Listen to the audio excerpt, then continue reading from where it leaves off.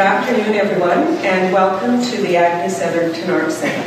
I'm Pat Sullivan, Public Programs Officer here, and I think we're all delighted to see such a great turnout for this afternoon's event. And I'm going to outline how it will unfold. Our program today is part of an ongoing series which we call the Francis K. Smith Public Talks in Canadian Art. It was just a month ago that this very space held a reception after the memorial service for Francis K. Smith, the first curator of the Art Centre. Her indomitable spirit was felt then, and we appreciate it now as we prepare to enjoy an enlightening program made possible through her generosity and support for Canadian art. Today's event, the Canadian Group of Painters Up Close, relates to the exhibition A Vital Force, the Canadian Group of Painters, which opened in March and runs to July 14th. This important exhibition, organized by our Curator of Canadian Historical Art, Alicia Bieler, brings together 48 paintings by 48 key members of the Canadian Group of Painters, CGP for short. When the CGP burst upon the scene in 1933, it emerged from the group of 7, but became much more.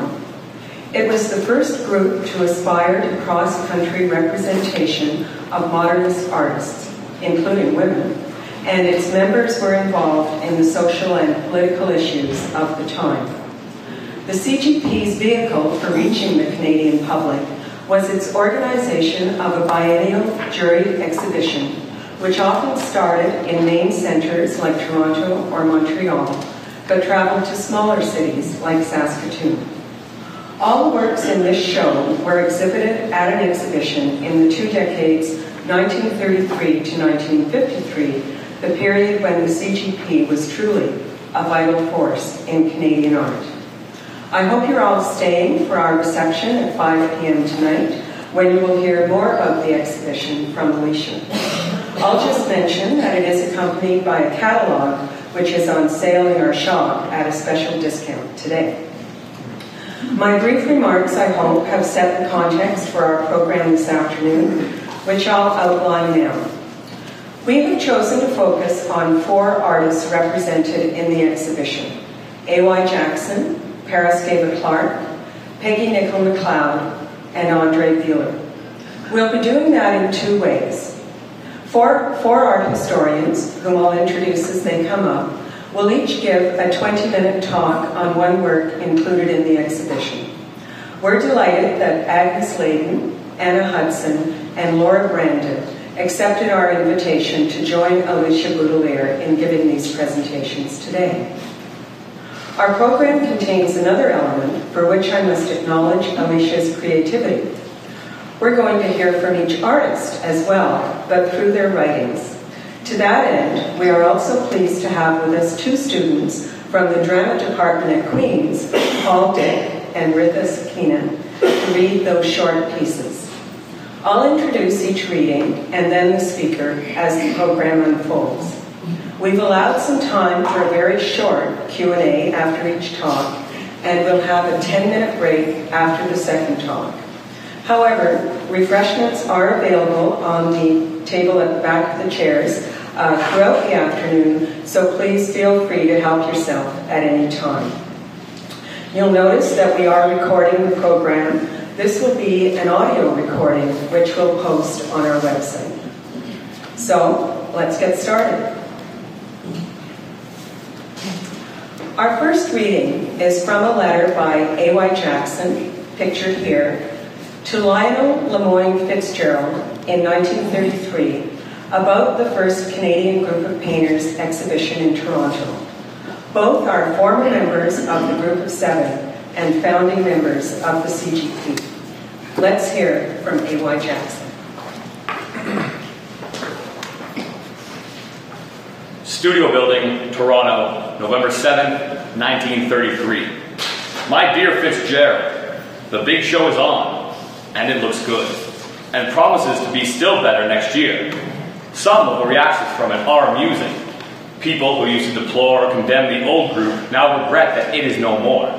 They think of its unity and definite direction, which they only realize now by contrast with all the divergent views represented in this outfit. I like it myself. The original members have made less effort than usual.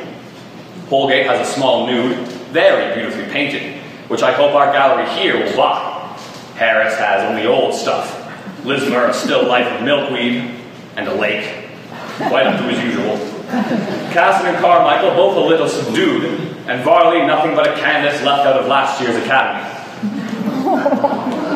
There is a lovely head of a child by Prudence Heward, and 3 very happy things by Sarah Robertson.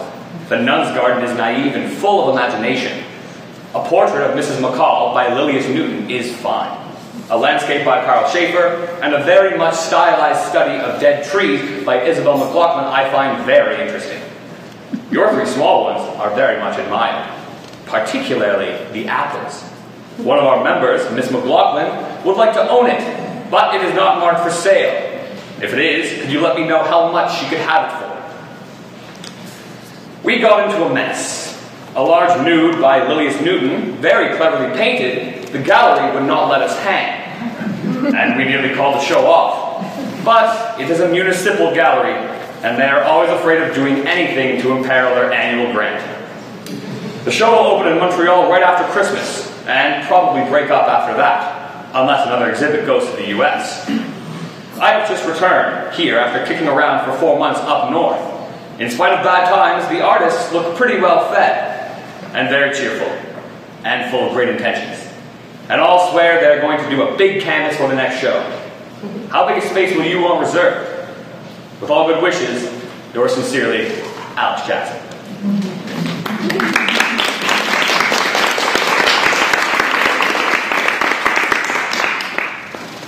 Thank you, Paul. Our first speaker is Agnes Layden. Agnes completed her MA in Art History at Queen's, where her thesis was on the 1927 and 1930 trips that Jackson made to the Eastern Archipelago with Banting and Harris, respectively. She is continuing that topic in her doctoral studies now. Agnes contributed significantly to the research for the exhibition and will speak on A.Y. Jackson's radium mine. Please welcome Agnes Layden.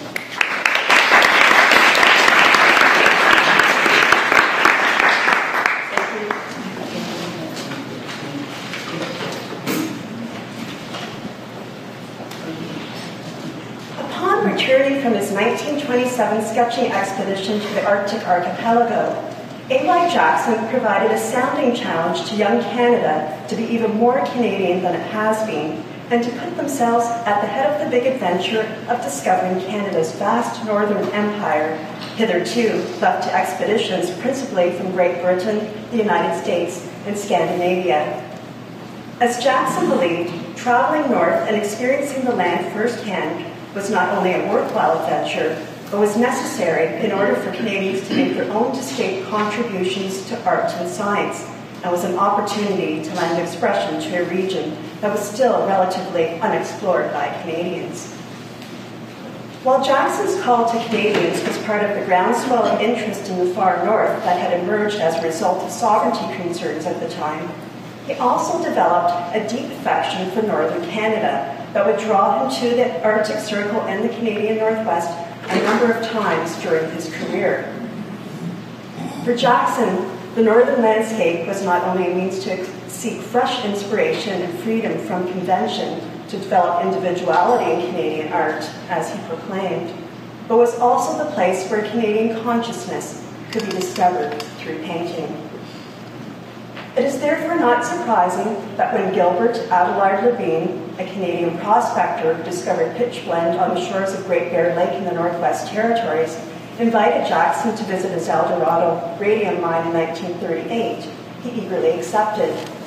A decade earlier, Jackson had traveled by rail to Great Slave Lake with Insulan co-founder and amateur artist Dr. Frederick Banting and geologist Dr. James McIntosh Bell, visiting Fort Resolution and Yellowknife. But as Jackson noted, he always had a yearning to see what kind of country lay beyond. Considered to be one of Canada's last frontiers at the time, The remote region surrounding Great Bear Lake, situated 440 kilometers north of Yellowknife, would become one of the most exciting developments of the 20th century.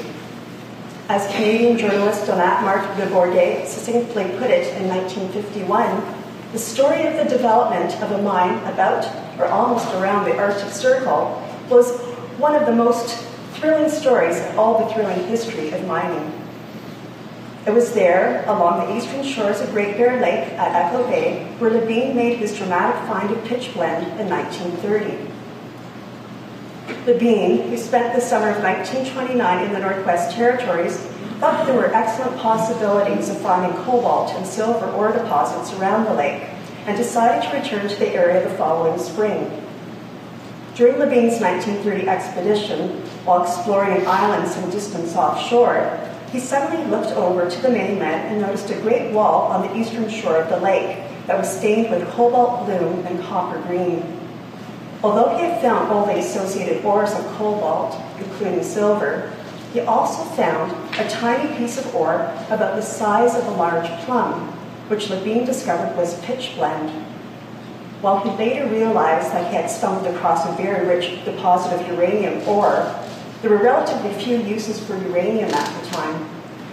However, radium, which is also found in pitchblende, was commonly used in the production of luminous paints, and more significantly, in medical research and cancer treatment, which therefore created a demand for the substance. Historian Robert Bothwell explains that although Levine's company, Eldorado Gold Mines Limited, was a small, well-managed, speculative mining venture, the rise of the Eldorado radium mine at Echo Bay and the onset of the Great Bear Lake rush were the product of private initiative and government encouragement. In fact, shortly after Levine's discovery of pitchblende, the Department of Mines in Ottawa took a vested interest in his mining operation. In December 1932, the Industrial Information Bureau of Canada announced that a new commercial process of radium extraction was successfully developed by the department. Plans were therefore made to transport pitchblende ores from Levine's mine on Great Bear Lake to Canada's first radium refinery, which was being established at Port Hope, Ontario at the time. In 1936, when the first ounce of radium from Eldorado was finally sealed at Port Hope Refinery, Dr. Banting, who was present during the landmark event, proclaimed that the production of radium was a great romance of science and a triumph in research. Yet it can also be understood that Levine's discovery of pitchblende was also a great triumph for Canadian industry. As historian Liza Piper aptly points out, turn-of-the-century advances in chemistry and medicine made pitchblende a more valuable companion to the silver in the rocks that Levine originally searched for on Great Bear Lake. Indeed, at the time of Levine's discovery in 1930, the only other known source of radium was in the Belgian Congo. With a market value of $70,000 per gram in 1930, the discovery of radium would have certainly provided a welcome boost to the Canadian economy during the Great Depression. But as Piper also suggests, the real significance of the discovery of pitchblende on Great Bear Lake was that it heralded the arrival of international capital interested in subarctic resource exploitation, which ultimately facilitated the rise in Canadian northern development and the industrialization of the Northwest. It was this newly industrialized Northwest that would provide the backdrop to Jackson's visit to Port Radium in late August of 1938. Shortly after returning from a 2-week sketching trip on Georgian Bay, Jackson gathered his supplies and headed west to Edmonton, where Levine had arranged for Jackson to be flown up to the Eldorado mine on the company plane, on what would be Jackson's first long-distance flight. After boarding the plane at Cooking Lake, which was loaded with groceries, steel pipe, and other supplies for the mine and several Finnish miners, he traveled to Fort Smith, then on to Great Slave Lake before finally arriving at the Port Radium mining settlement on August 26th. Shortly after his arrival, Jackson wrote a quick note to his niece, Naomi Jackson, describing his first impression of the area, which he noted was surrounded by big rocky hills and open patches of spruce. While Jackson explained to Naomi that he expected to spend approximately 3 weeks at Port Radium, he would, in fact, spend 6 weeks, from August into October, sketching around the settlement that grew up around the El Dorado mine, which he described as a little center of industry in a great empty wilderness. With the mining manager's little Scotch Terrier Susie at his side, Jackson set off each morning, wandering over the rocky hills in search of subjects, often stopping to make quick annotations in his sketchbook. The fluid and forgiving nature of drawing enabled him to later adapt the northern landscape into a more comprehensible form and helped facilitate the quick studies that Jackson made during his rambles, which later served as notes when he worked up his drawings into oil sketches and paintings. This particular sketch, entitled El Dorado Mine, is one of the several studies that Jackson made of the mine at the rugged headland of Levine's Point on Echo Bay, and served as the basis for his 1938 painting, Radium Mine. While Jackson's depiction of the mining site serves as a stark reminder of the little center of industry in the wilderness, with its buildings, barrels, logs, winding road and utility pole neatly laid out in the composition, the present canvas, which measures 82 by 102.7 centimeters, also captures the idyllic beauty of the Canadian Northwest in autumn with its diffused autumnal sunlight. His characteristic rich, earthy palette of browns and ochres provide a strong contrast to the lighter grays, mauves, and pale yellows that are laid out in various rhythmic contours and patterns on the snow and on the glinting surface of the lake, lending a luminous and atmospheric quality to the impression. The patches of bare stunted trees and the rhythmic pattern of rocky rolling hills, which gently extend toward the expansive horizon, also convey a sense of the region's vastness and of the North's profound solitude. Interestingly, Jackson found the region surrounding the mine monotonous at first. By mid-September, the trees were bare of leaves, and winter seemed ready to set in. However, the more he explored the area, he discovered among the patches of spruce and small birch and muskeg lakes an almost magical quality surrounding the stark wilderness region of northwestern Canada. As Jackson would later explain, what people in the more developed parts of Canada do not realize is the bewildering beauty of the Arctic, the strong contrasts in color and topography, the uniqueness of a clear sky that lends a crispness to contours that cannot be observed in the more southern regions of Canada. Jackson's 1938 visit to Great Bear Lake had made such a favorable impression on him that he would return to the area several more times over the course of the next 2 decades. I guess I'm like a compass, always heading north, he later explained to his niece Naomi. I really do belong to the caribou country, not the cow country. For Jackson, painting Canada's North was not only an opportunity to lend expression to a region that was still relatively unfamiliar to Canadians, but was an opportunity to define it as unique and distinctly Canadian, as he proclaimed. Yet, while it can be understood that Jackson's northwestern sketching expedition was part of his ongoing quest to pictorialize the nation, Jackson's painting, Radium Mine, also marks an extraordinary period in Canadian history. Not only did El Dorado mine provide the world a new source of radium for medical research and treatments, but the mine would also become a source of uranium for weapons as the world marched toward the atomic age. At the beginning of World War II in 1939, ore from the El Dorado mine was used in some of the first chain reaction experiments that had produced nuclear energy. Although the mine initially shut down in 1940 because the war closed Europe to radium sales from Canada, therefore making it no longer profitable to operate the mine, El Dorado was secretly expropriated and reopened in 1942 by the Canadian government and made into a crown corporation. While Jackson did not visit the mine during the war years, it was not until 1949 when he was able to return to Port Radium and the Great Bear Lake region at the invitation of the Department of Resources and Development. one can consider that there was also an underlying darker subtext to his image of the mine.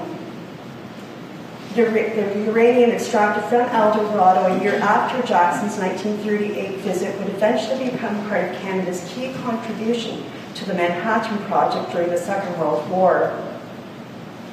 Although it's not entirely certain that uranium from the mine was used in the atomic bombs detonated over the cities of Hiroshima or Nagasaki in Japan in 1945, as the United States was also using sources from the Belgian Congo at the time.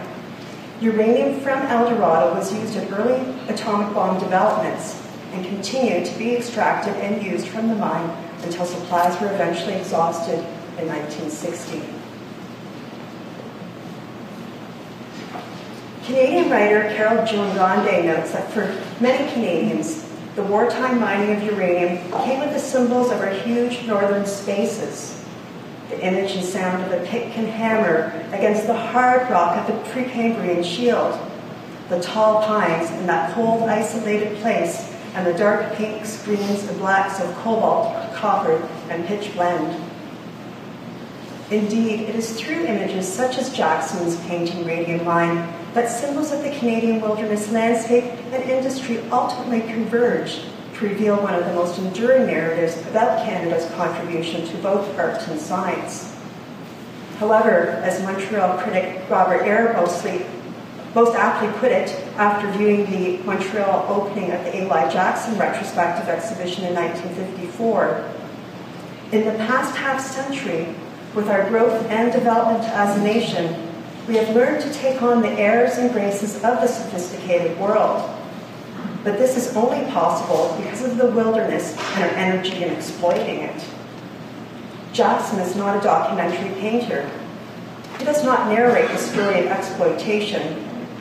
He shows us the country we have to deal with, what it looks like, what it feels like. Cooped up in our cities, though we read about Kitimat, Leduc, and Ongava, we're not always aware of that overwhelming hinterland that is Canada. Jackson keeps it in our consciousness. Thank you.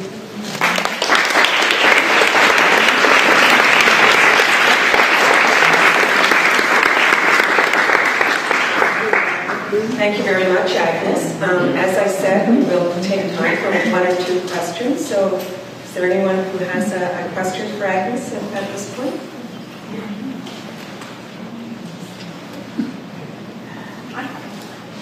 Laura. If you can hear, my question is, did Jackson say anything about the coming war in any of the correspondence with Naomi in this period? No, he hadn't at that point. Anyone else? Oh, okay. I know there was more than one painting of this series from this subject. Do you know how big a scope, like how much did he make of that project? Do you know the number of works or the range of works from that site? There were at least two different paintings of that site. There was one on auction, or just recently it was sold. It was just showing, without the mine, of course, but it was showing the same region with just the rocks and the trees. He did several sketches around the area, but he only made two paintings as far as I know of that site. And this is the one that he showed of the mine.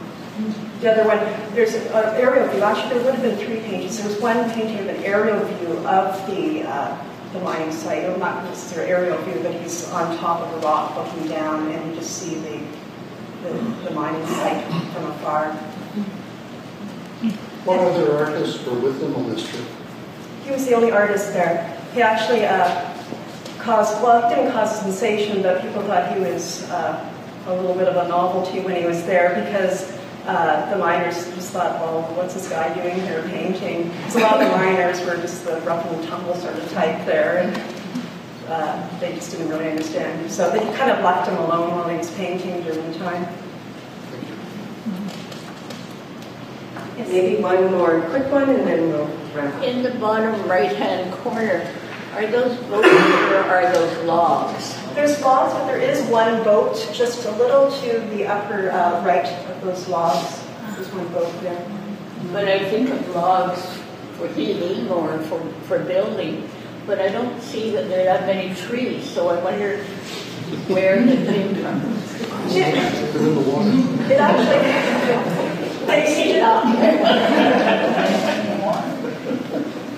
The landscape did have trees. There were very stunted sort of trees, pine and spruce that were around there. So they were really good for fire because they were very dry. I remember reading an account how the trees were quite dry there. We called them little sticks. Jackson called them little sticks standing up in front of out of the rocks. Okay, thank you very much, Agnes. I think we'll move on.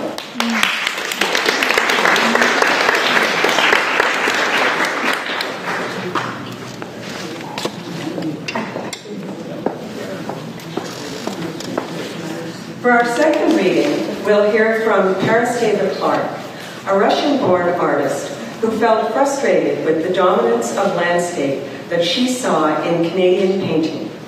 Her words come from the article, Come Out From Behind the Pre-Cambrian Shield, published in 1937. Paraskeva Clark. Mr. Frank Underhill states that the finer spirits among the European artists are deciding, one after another, that in our troubled generation, the artist must be red or dead. The roughness of this definition of the artist's duty towards society made one of the finer spirits among Canadian artists, Elizabeth Wine Wood, express publicly her annoyance at the use of such vulgar and earthy words, red or dead, in connection with the divine nature of the artistic personality. Red art has, for Miss Wood, only the conventionally standardized meaning of endless portraits of Lenin and Stalin, the Russian proletariat standing on the fallen Cossack, a modern St. George and the Dragon, castles in Spain crumbling. Miss Wood's aloofness, and that of others like her, from the real life of their country, makes them all oblivious to what is going on around them. Artists of the Precambrian Shield, it is time to come down from your ivory tower, to come out from behind your Precambrian Shield and dirty your gown in the mud and sweat of conflict. It is all very well to lie on a rock between sky and water, brooding over thousands of men in different parts of the world throughout all the ages who have lived in peace and happiness and creative energy.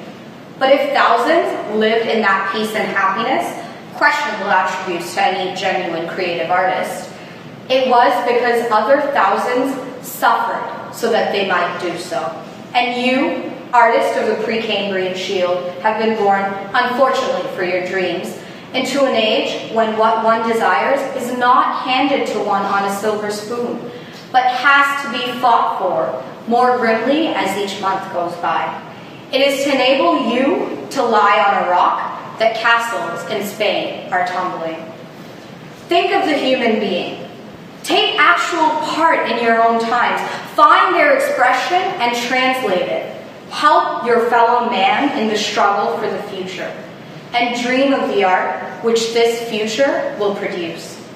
Oh, artists, secure behind the Precambrian Shield, why do these things not interest you? You, whose soul and mind understands the secret life of the forms of trees and rocks and skies, and is moved to tears by them. Why do the people and their struggles and their dreams not interest you? Are they considered unworthy to be expressed through your creative ability? There is more real happiness for you if you remember that you are one of them. And it is better to work out the destiny of your human nature than to expect a divine one. At the present time, you wish to be left alone, not to be disturbed with requests to be either red or dead, quietly looking upon the hysteria of those who are giving their lives for a new social order, and condescending to reassure them that you will welcome this new order if and when it comes.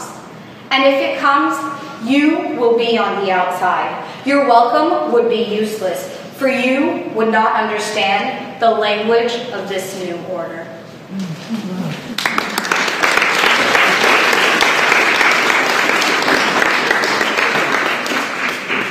Thank you, Rita.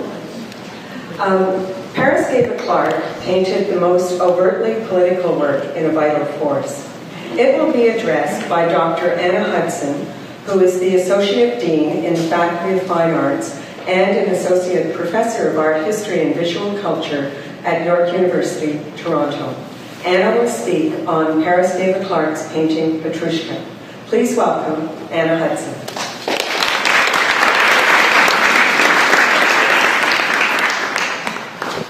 It's funny, I'm still nervous every time getting up in front of people.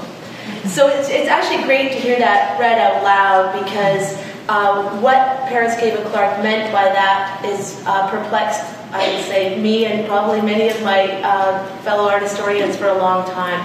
And so what I want to talk about today is to try to share with you how I've come to understand what she meant to be engaged in her time and to mobilize an artistic practice towards social good. I have quite a few images, so I will try not to click them too quickly to give anybody vertigo. Okay, so it's true, this is the most obviously socially conscious painting of the decade, and Paraskeva Clark shows herself to the left of the podium, and I believe that's you, Clive, as a little baby, or it's not. And that's what we talk about amongst art historians anyway, and Ben nearby, but you'll see echoed in the crowd in the foreground, the raised fist of the Popular Front, essentially an international organization behind supporting communism. And on the podium that rises from the center of this urban square, the battle between capital and political power, and the victim being the worker. Petrushka is a Russian folktale that Paraskeva Clark remembers as something that inspires her to consider the suffering of humanity and the relationship of art to humanity. On the back of the painting was the clipping of 5 steel strikers killed in a clash with Chicago police. So this was in the Toronto Daily Star, June 1st, 1937. Oops. All right. And this is my first kind of clue, and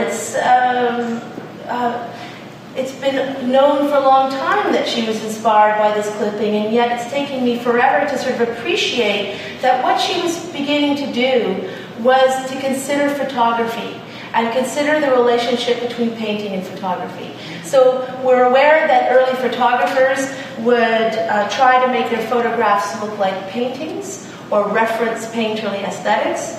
And then we have, certainly in the 1930s, painters very interested in what it meant to reference photography. What was photography doing to stress painting, to stress painting's primacy, to stress artists to begin to imagine what are the images that are beginning to inhabit people's mind and influence them in certain values, particularly when one considers that, as you saw from that newspaper page, photography now begins to populate the popular press.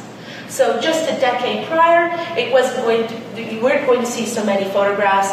With the handheld camera of 1925, the Leica 35mm, we have amateur photographers growing in numbers, camera clubs growing in numbers, and photographs entering the popular press.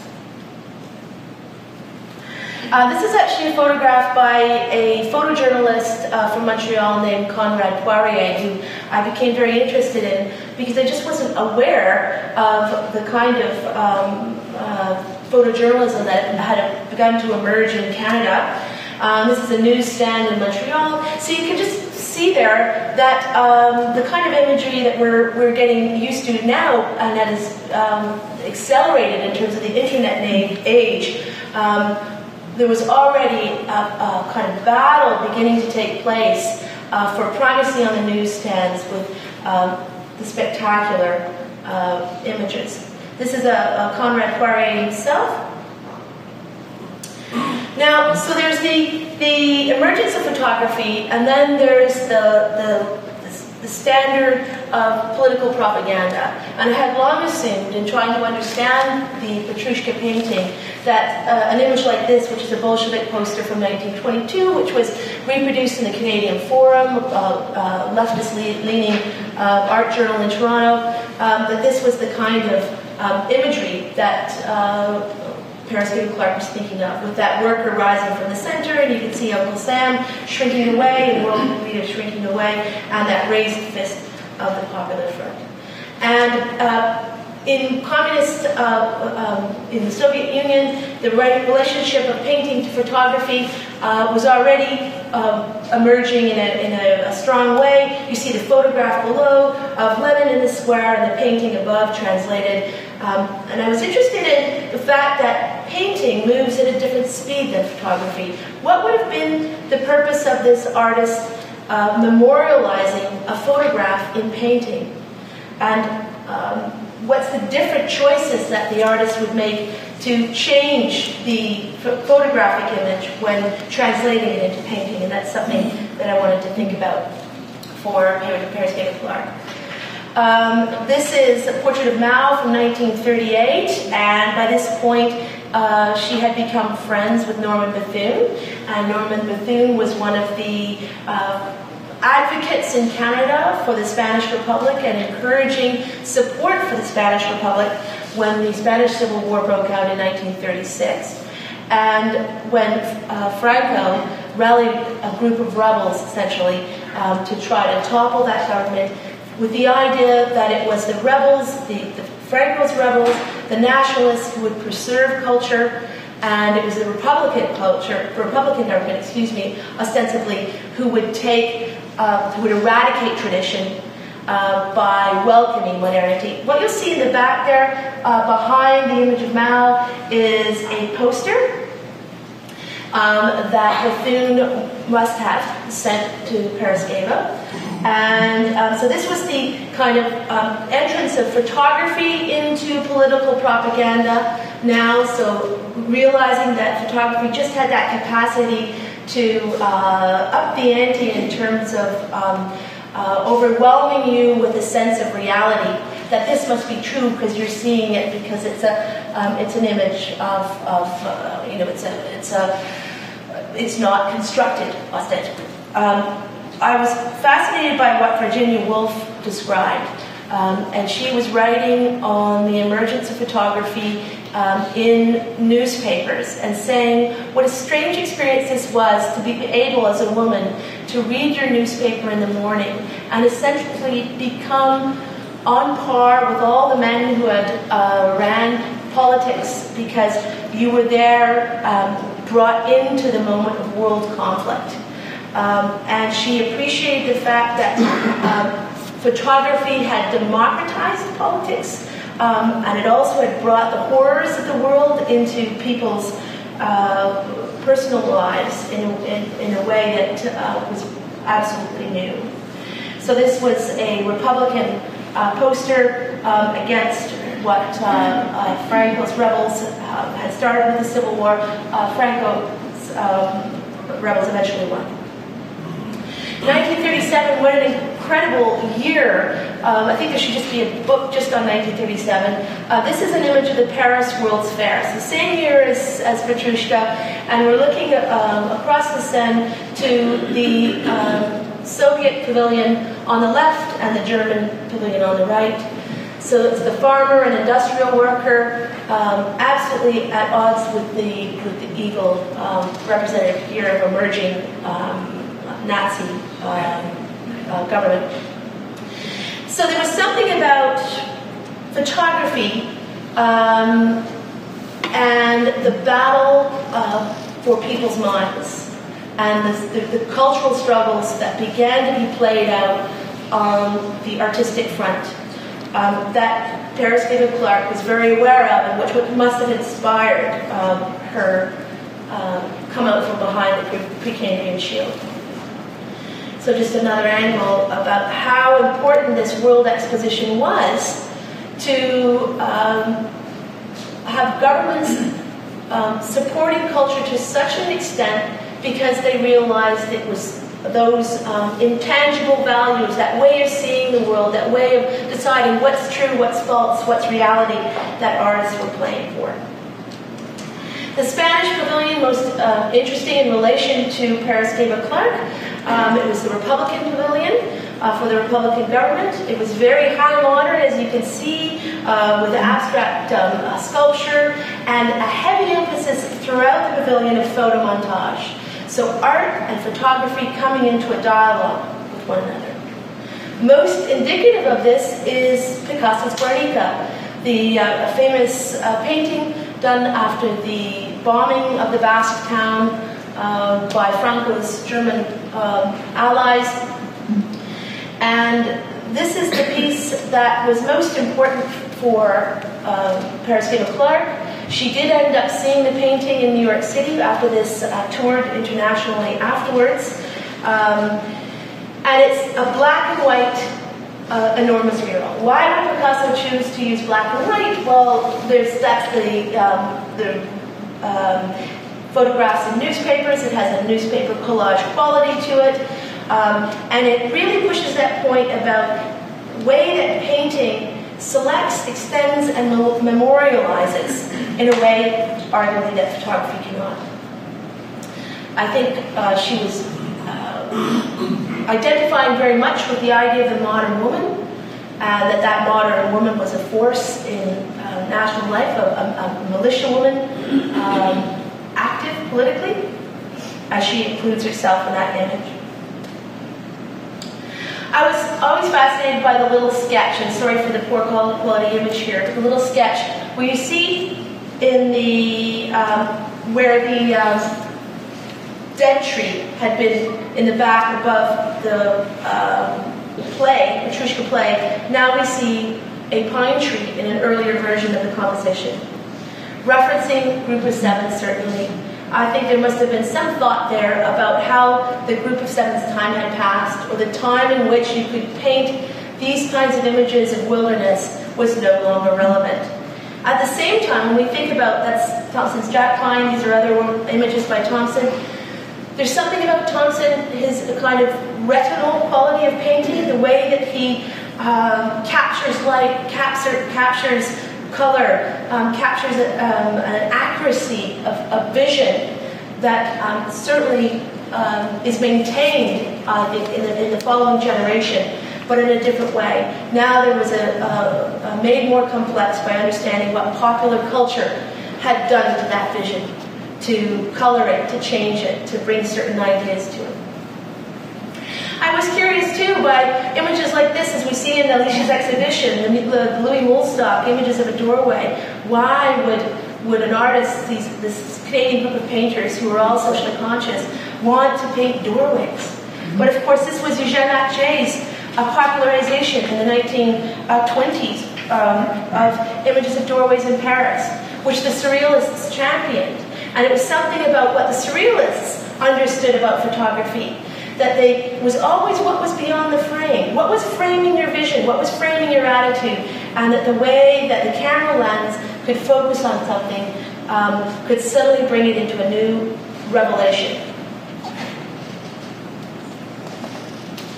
Similarly, her colleague Bertram Brooker, and this is a seated nude from 1935.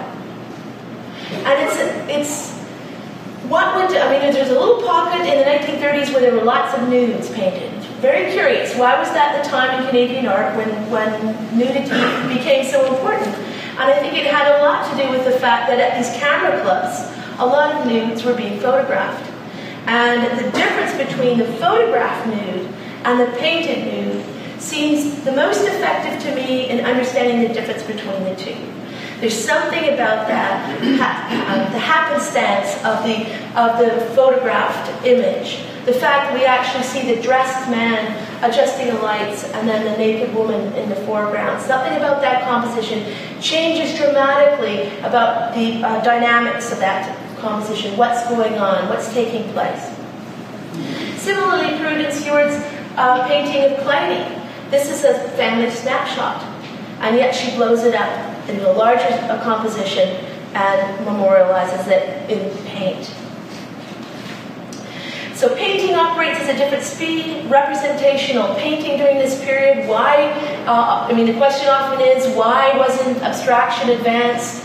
Why was there this seeming interest in tradition? Representational painting evokes the temporal intersection of self with history, with tradition, and of collective humanity. And it can do so most effectively, I argue, when there's a reference to photography. The other main point I wanted to make is this idea of time. So there's deep time, the kind of deep time of humanity that painting preserves and deals with, and then there's the instantaneous time of photography. And there's something about an image like this one, where we see the server whistling and the client with his cigarette. We can imagine that, the momentariness of that. That there was an interest in the invincibility of time, and that needing to stop it, to visualize it, so that we could begin to understand that it was in those moments when we try to make sense of a world that in 1937 was in absolute chaos, and the future of humanity of great concern, that if you could concentrate on what the process of perception was, how we think, how we make sense of the world, that we do so by narrating to ourselves, we look at the newspaper, we look at the Sunday, we look at the coffee, we look at the man, we're creating stories in our mind about what the scene is. And once we come to a conclusion or aware of how things are coming together, that suddenly we can make meaning out of it, then time stops. And we come to a deep understanding of the moment, of ourself in the moment. And this is an interest in musical subjects in this time period also. And here we have this guitar player, really a very innocuous, seemingly insignificant kind of subject, but he's lost in melody. And there's something about that complete absorption in melody. Time marches on, theoretically, but in this period also, when Einstein's theory of relativity was turning around notions of reality in terms of what's real time, what's space, particularly in terms of quantum, and the fact that an electron could disappear by jumping levels, and suddenly you realize that you can't account for the world in the way that you used to think you could, that you can't explain everything. There are things that are inexplicable, that the intangible can suddenly become more important. And it's those moments of human perception and human understanding, however intangible they might be and mysterious, that becomes the most important subject matter for the painting. This ends, I argue, by the early 40s, when an artist like Lauren P. Harris is taking these images of tanks, very photographic in its references, but it's an image of pure nihilism, and that moment suddenly loses its innocence. And when it's always, there's always a big question. How come there was this couple of decades of representational painting that persisted when in Quebec, for example, they got on with abstraction, les automatistes, and so on? Why did other artists stay with the traditional references to painting? And then why, after about 1950, was there a general switch to abstraction? Even Paraskeva Clark herself moves to abstraction. There was something that was lost during the Second World War in images like these. Finally, this is Paraskeva Clark's Essentials of Life, and where she references his cantos and the brevity of time, and about the role of the artist in society when society is historically in turmoil. But Paraskeva Clark's Petrushka makes her most important contribution, and hopefully this is the beginning of a new appreciation of what she was imagining as the power of the relationship of painting to photography. Thank you.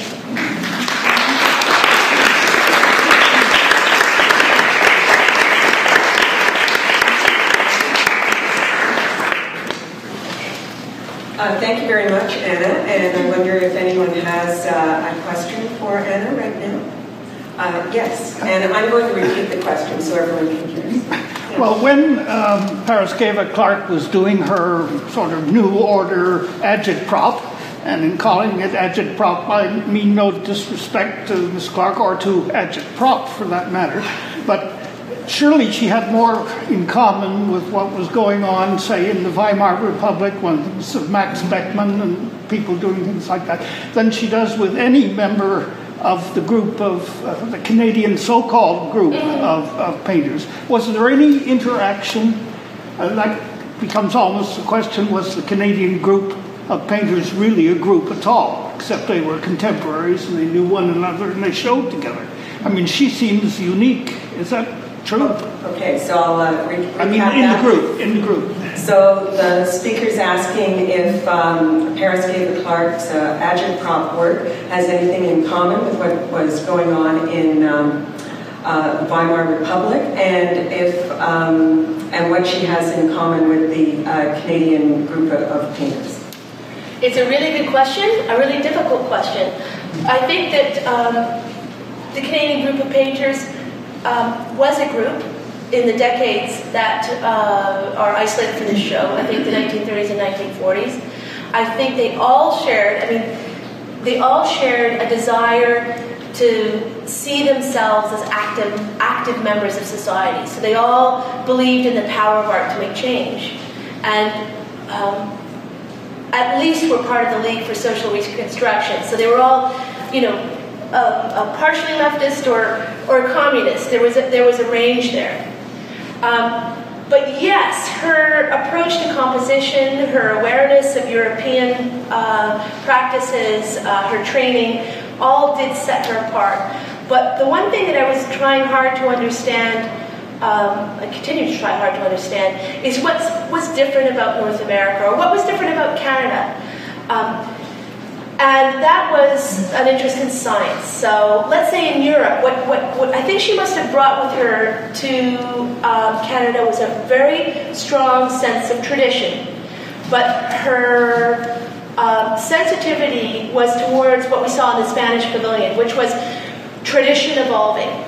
So you understand the power of traditional artistic practices, but you change them and leverage them for the future. Whereas, let's say, not to pick on them, but the Royal Canadian Academy of Arts or something like that, at that period of time, must, less aware or interested in that.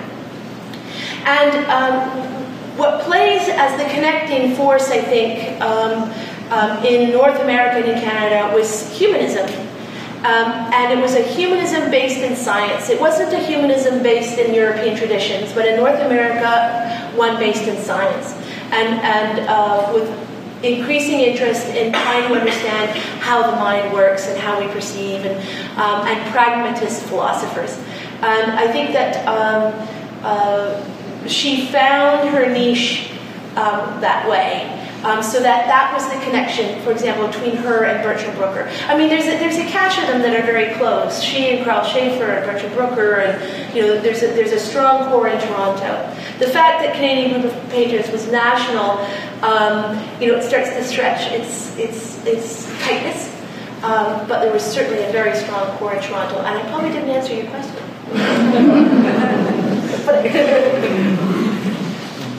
I'd just like to say that I perceive sometimes that ignorance is bliss, and I'm coming from the position of ignorance and just looking and listening.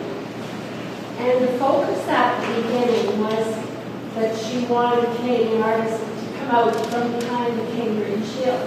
And, there's a group of us that still love the North and want to love what's pure and wonderful in the North.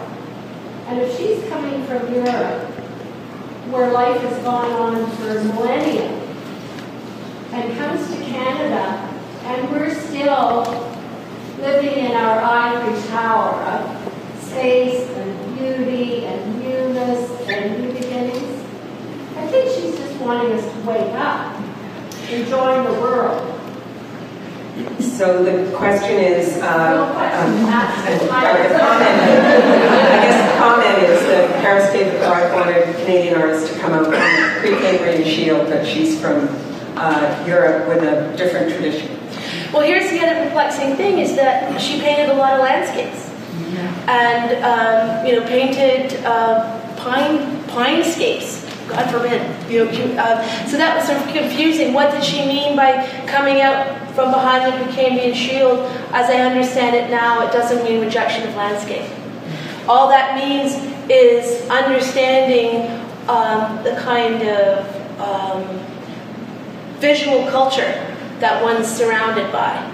And that's what you see in front of you, but that's also what you see in a gallery, what you see in a newspaper, and for us now it would be, multiplied more and more and more. It's an awareness. And I think that awareness she was pushing for, because it was a battle, quote unquote, for men's minds. It was a battle to see art survive, to see support for the art survive. And the thing that the Canadian group of painters did was they were the ones responsible, in my view, for creating a Canada Council for the Arts. So it was their agitation, beginning in the 30s, and then with the war art program during the Second World War, that ultimately led to the government of Canada saying, yes, we need to support our artists. Good comment. Okay, if there's no more questions right now, thanks a lot, Anna, for a really stimulating talk.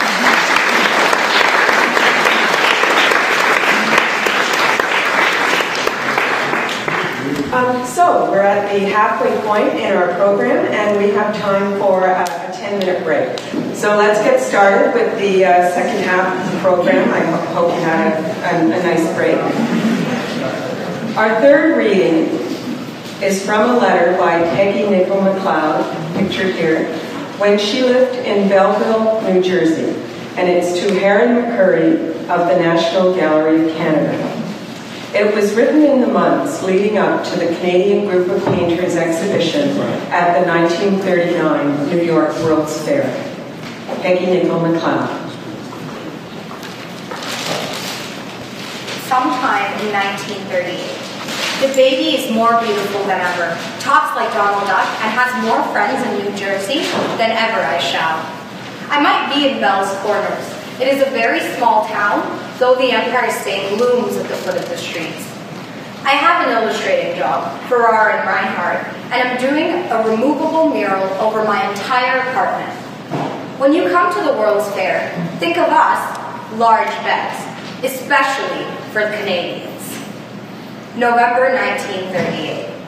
Here is a nice July shot of two, but the local habit is to sweep up the leaves as fast as they fall, as if they were wicked. Do you ever hear of any scholarships or such that provide people with paint? It's all I need. I feel bursting to paint, and I'm preparing yards of canvas, but that's much too long. I do drawings of Jane every day so that I might catch her elusive beauty. June 1939. In regards to the World's Fair show, I'm delighted to be invited. I've sweated blood over a picture which succeeds in looking over lighthearted. Oh, the aching, dreary canvases. 3 discarded in its wake. I guess I was overthrilled at the invitation. The picture is called Children in Pleo Film, and I do hope that you will like it. It is my baby in a Pleo Film rain cape flying over the streets full of similarly coated kids. I was working on a big one of it, 69 by 59 inches, when the notice came, so I did it again on a smaller canvas. The material, Pleo Film, is endlessly lovely, I think. The fair is divine. Do let me know if I take the picture by hand there or ship it to Toronto. Yours, Peggy McLeod.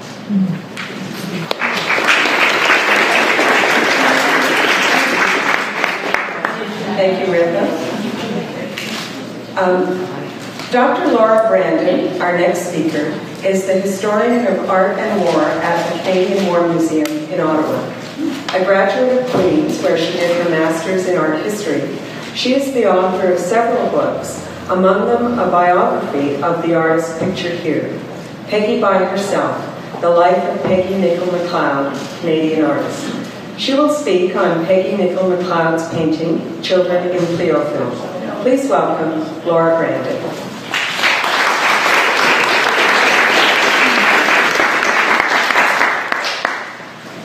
I've got gadgets in my back up here, and I'm hanging onto this, so I hope can you hear me? Is it working? Mm-hmm. It is. I am actually going to speak about Peggy's relationship with another artist in the show, Marion Scott. This was not planned.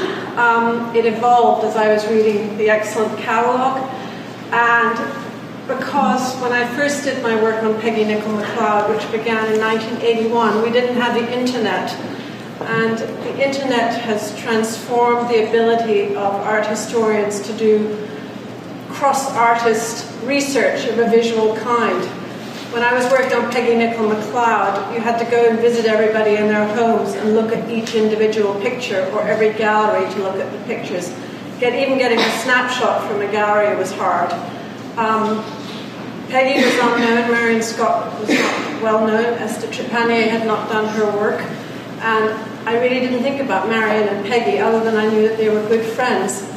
And that was a mistake, and if I was doing my Peggy research again, there would probably be a lot more about Marion, but I'm going to try and redress it today because the exhibition which you have all seen, I imagine, tells us very much about their relationship to each other and to Canadian art. And I'm going to start with a quote from Marion Scott's diary from 1938, which speaks to the theme which you can see up there, which is correspondences. It's about them writing to each other and about the correspondences and the art they did throughout their lives. So this is Marion. Peggy arrived last night at 10 o'clock and left for Ottawa again this afternoon. As usual, I feel fertilized. Last night, with beer and chocolates, we looked over drawings and watercolors she had brought down. Their quality, their free abandonment and joyousness kindled those sparks, the true and beautiful sparks within me, and the world was strange and wonderful, ready to be explored and created. True, there was none among all that quantity that you could pick out as absolutely satisfying.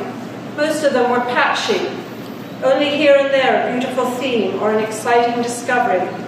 Most of them lacked balance, but many made my arduously balanced and thought-out compositions look so pompous, dead, and tight. Her method is the method of nature, herself a joyous prolificness, content that out of the hundreds produced, a few shall survive. So what was the basis of the relationship between Peggy Nichol McLeod and Marion Dale Scott? Well, it started at art school. They both went to art school in Montreal in the 20s and became friends and stayed in touch. There's a voluminous correspondence in the archives in Ottawa and other correspondence scattered through institutions in Canada. They stayed in touch from their early 20s to Peggy's death in 1949, and their life journeys, having children, Peggy's abortion, all these things were discussed through correspondence. But they also painted their lives into their paintings. And one thing that the Canadian group of painters did for them was provide them a forum in which they could essentially come out from behind the Precambrian shield and move away from the landscape tradition that had so dominated both of them in their younger days, the traditions associated with the group of seven. So this is a painting of Peggy. The point in time I'm going to look at them is in the 30s. So I put up a picture of Peggy Nichol McLeod in 1934, painting a set at Hart House in Toronto, one of the occupations she took up when she was living in Toronto. And this is a painting of Marion Dale Scott that I couldn't find a date for, but I'm taking a guess that is around 1930. I was struck by their similarity, which I'd never even thought of before, because they were so entirely different as personalities. Marion Scott was quite reserved, petite, and Peggy was a much more bohemian, outrageous person, very much less constrained by the class and culture within which Marion operated in Montreal. And this is where they came from. And this is a comparison of two paintings they both did in Montreal around 1930. And I was struck when I put them up. And this is the wonders of the internet. You just look at a lot of images at how close they were. And I'd never seen them as in the slightest bit close as artists, which is strange since they came from very similar backgrounds in terms of their training and obviously from the Anglo-Canadian dominant school of art. So 1933, the Canadian Group of Painters is formed. It has 28 members and 9 are women. And that's important because the group of 7, even when it had, the 7 changed, were all men, and although their exhibitions included women artists, it was a male organization. So the Canadian Group of Painters is very important for introducing, in large measure, women artists. Peggy joins in 1936, Marion joins in 1942. Peggy had already exhibited with the group of 7 before they disbanded, and the CGP followed them. Not changed. Yes. Oh, there it goes. I'll just do it back there. Okay. So the first Canadian Group of Painters exhibition at the Art Gallery of Toronto in 1933 is notable for this painting that was referred to earlier in the letter from A.Y. Jackson about the Lilias Torrance Newton that nearly got the show cancelled. And this is the painting, the nude of 1933. And Donald Buchanan, an art critic, wrote about it by saying that the problem that the art gallery had with it was it wasn't a nice nude lying on a chaise longue with her legs crossed, but she had the effrontery to be wearing green shoes. Unacceptable. Well, Peggy Nichol McLeod was also affronted, but for very different reasons. And she painted a response to Lilias Torrance Newton's painting called The Descent of Lilies, which is now in the National Gallery of Canada. And she painted a self-portrait. She's the lady in red, obviously, with her back to the viewer, but she's naked from the waist up. She's wearing red shoes, she's got red nail polish on, she's surrounded by very phallic-looking bits and pieces and sexual symbolism of one kind and another, which you can read about if you read my book. I won't go into that. The point is, it's a response to, it's a critique of where Canadian art was and how it has to move forward, and in many respects explains why she joined the Canadian Group of Painters. It's also very much about who she is, and she was a very sexual being. She's gone down in art history as a bohemian who had a number of partners, and she used the traditions of Canadian art as they were then and played with the symbolism. So in this self-portrait, she has a new lover, and she's painted herself in the past with flowers, a traditional subject matter of art, but here she plucks the flower. She then gets pregnant, and she's not married. And this is something we don't talk about, we don't write about. You discuss it with your friends, but you can paint about it. So she paints it into this self-portrait, which closely resembles the one before, but she's replaced the idea of the plucking of the flower with a bouquet of flowers which include a considerable amount of rhubarb. And there's been much debate about the significance of rhubarb, but it is something that cleanses the body. And even my mother would tell me in the spring to eat my rhubarb because I had to flush my body out when I was a child, that is. Marion, at the same time, is also painting flowers, but they do not have the connotation. And I'm struck again by Jackson's dismissive comment on the painting of milkweed, because here's Marion painting milkweed too. And in 1939, Peggy Nichol McLeod is in New York, living there permanently, except for the summers when she goes back to Fredericton, New Brunswick. And she's had her baby, Jane. And this is a self-portrait with Jane. And if you think of the succession, she's now gone from the rhubarb to the baby, and it's the same self-portrait that we saw in the first painting where she's plucking the cyclamen flower.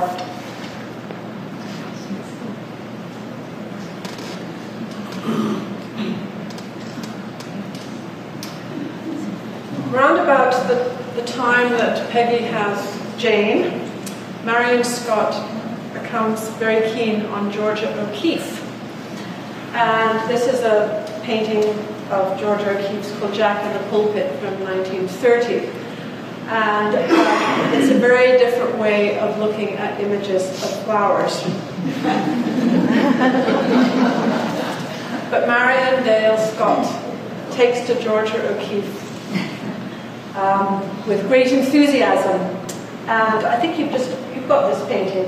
This painting is in this collection, Tulip, from around 1939. So Peggy's in New York in 1939, having had Jane. World's Fair is there. Children in Pleophile, which we will get to, is there. And Marion is in Montreal painting Tulip, inspired by Georgia O'Keeffe.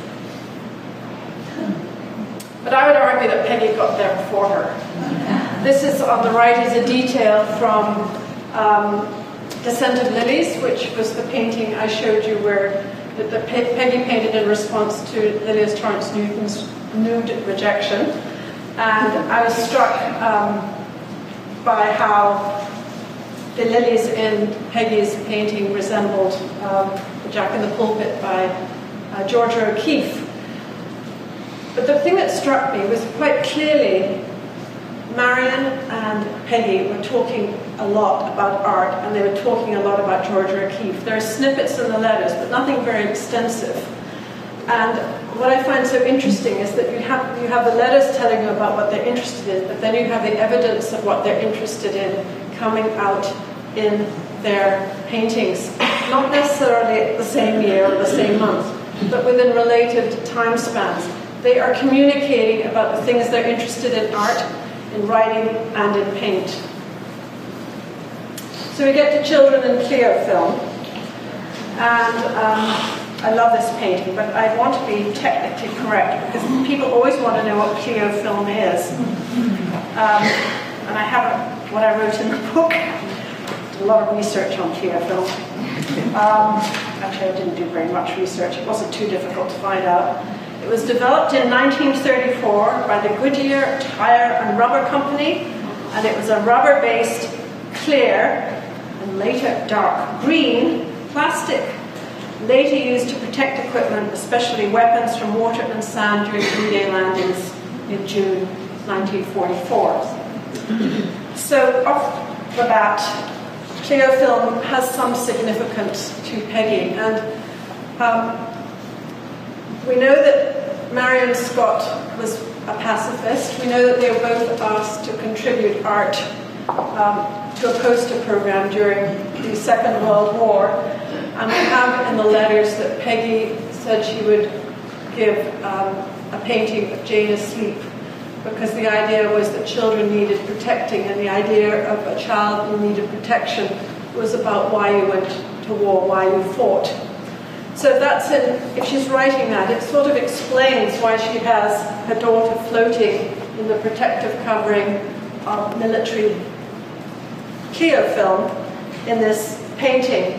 It also explains why the people below are also protected in the same material. But there's another element to this which is very important, and that I think comes out of the conversations with Marion Scott. And I hope you'll be able to look at the paintings, because it is possible to see them simultaneously if you stand in the right part of the galleries. And the connection comes with the painting in the show of Marion Scott's Atom, Bone and Embryo, which is painted 4 years later and is painted, as far as Marion is concerned, as her, how she sees the war. And again, it's about protecting life. Because in this painting, you have a cell dividing in the middle inside a womb-like, egg-like shape. This is where I'm supposed to use this. So there's this dividing cell. There's the uterus, essentially. There's the pelvis. So you're looking down as though the head was, you're looking down through the head towards the feet. And then she's thrown in these forms here, which are the atoms whizzing around. And these are the nuclei of the atoms all coming towards the cell. So she's connecting science and life and evolution in this painting. And evolution is, according to her biographer, Esther Trepanier, something that was critically important to Marion Scott from the age of 12. And if it was important to her from the age of 12, it was undoubtedly something that she talked about with Peggy Nichol McLeod. So they were both fascinated. Marion had had a child, Peggy had had a child, Peggy had also not had a child. So these are very female subjects that they're dealing with. Up until now, there wasn't much of a place that you could talk about it, but you could paint it, and maybe some people would understand what you were going on about. I recently read a biography of Marie Stopes, who was very influential on Peggy. Peggy acted in a play that was based on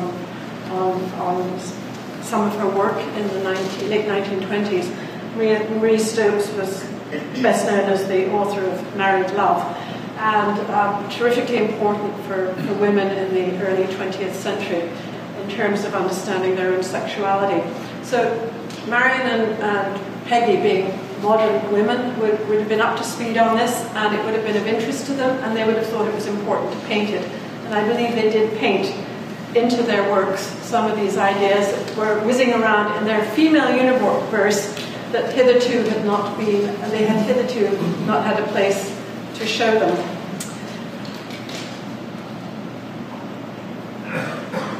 So, one of the things that struck me when I went into Peggy's painting of 1945, which comes just after Marion's painting of Atom, Bone and Embryo, this is called the Peace Bird. It's in the Art Gallery of Greater Victoria, and it's painted by Peggy, painted in New York in response to the end of the Second World War. And you have here the Peace Bird. Here's Jane. These are the tenements on East 88th Street on both sides. And you can see the fire escapes here. And along with Jane, everyone's looking down to the street where there are returning soldiers and their families greeting them. Peace Bird is obviously very significant. But then look up here. The women who are leaning out, looking down on the scene, have become almost like the cherubs in a Renaissance painting. But here you have a woman and child, and there's another child here with a woman. But this woman is particularly interesting because she's encased in a kind of oval bubble. She's, even in 1945, she's protected. It's not so obviously clear film, but there is Peggy's written message about the child being what must be protected. That's why you go to war. Represented yet again in a post-war painting, which is about the future world, the peaceful world that everyone hopes will come after 1945. And I put these two together. This is 1943, and this is Marion Scott with the dividing cells and her ovals and so on. Next to Peggy Nichol McLeod with that same oval shape. This is not a dividing cell, it's a child. This is not the pelvic floor, it's a mother. But it's two artists thinking and being concerned about the same things as they have been throughout their lives, expressing them in different ways in their art. And we can see those two expressions, which don't look at all alike in the exhibition, as actually flowing from very much the same personal ideology that they held in common all their lives.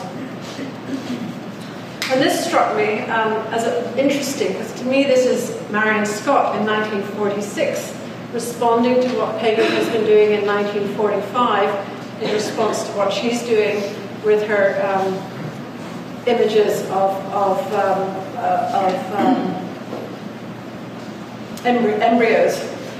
So here in this 1946 Marion Scott painting, you still have this sort of swirling atomic kind of structure and something vaguely kind of, I guess you have to say scientifically, science-based in some way, shape or form. But she's actually introduced a body into it that sits in the middle of it. I wouldn't say that it's protected in any way, shape or form in the same way that Peggy's figures are, but there's a commonality in the way they're envisioning female experience, ways of presenting women and women's experiences. And this is just after the Second World War. I was going to say we're still in the Dark Ages, but I think that might not be very fair. And I put the two together. I'm sorry that the slide here is very fuzzy, but by the time you get a detail of it, it's hard to make it very focused. But again, you see you have a similarity of concern about the figure within a swirling environment as you have here, coming from different places, but the best way of describing it is that they're riffing off each other's way of painting, in my opinion. Peggy Nichol McLeod is shown here in 1948. She died a year later in 1949 of cancer, bowel cancer. She never got the paintings like the Peace Bird, which I just showed her, are her late masterpieces. That particular period, that 1946-47 period before she got ill, is when her most important works were done. Marion went on to paint. One of the big debates about Peggy is whether, if she had lived, would she have become an abstract painter. She was certainly interested. She felt that she could not paint like the great abstract painters she was encountering in New York. But there's no doubt she was interested. And as Marion slowly moved in an abstract direction, there's probably no doubt they would have talked about it and they would have painted it very differently, but in an approximation of in tandem. And it's interesting at this point to end with one of Marion's last paintings, which is completely abstract, and to consider in the context of their conversations what Peggy Nichol McLeod would have done in response to this particular work of art by her closest friend. Thank you.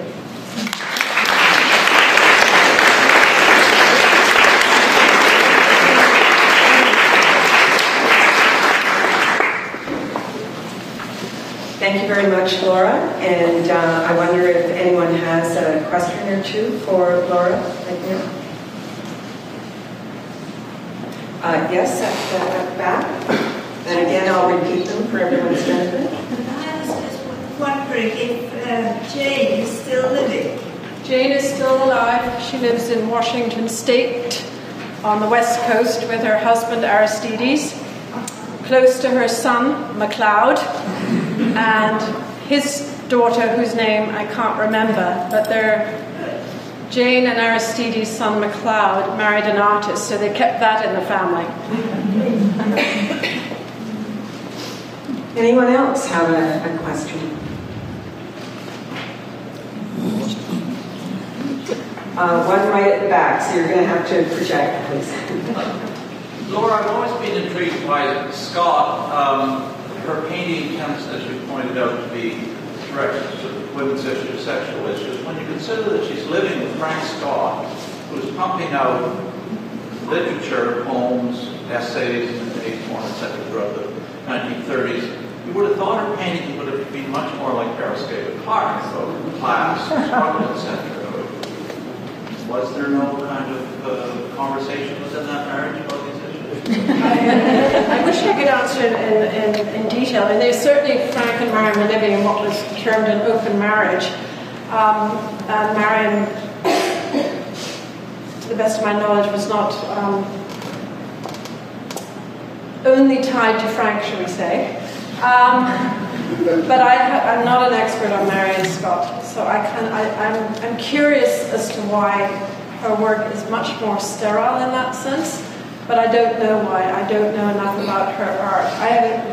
I started this just thinking, why didn't I look at Marion Scott more closely? Because of the formal relationship between their works.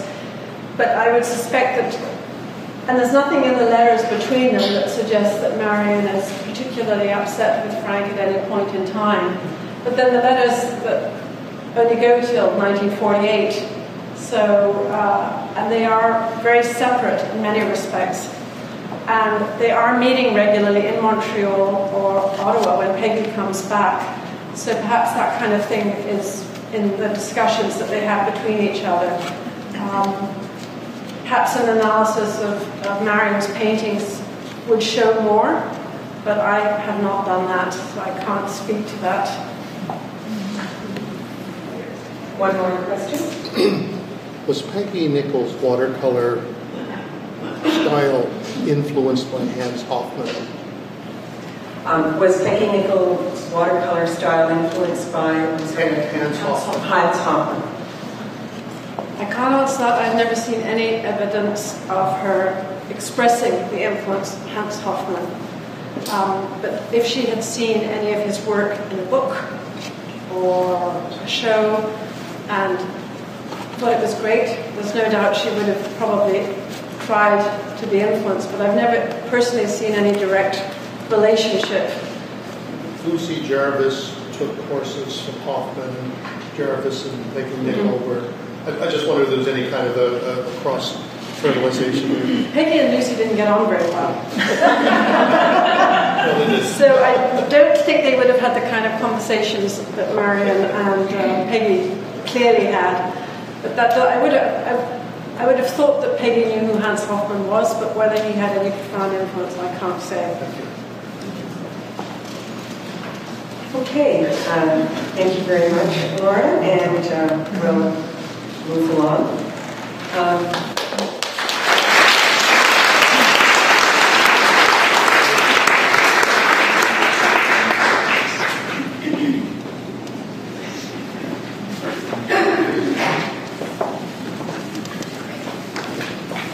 Our last reading comes from the pen of someone known to Kingstonians, Andre Bieler, the first director of the Art Centre.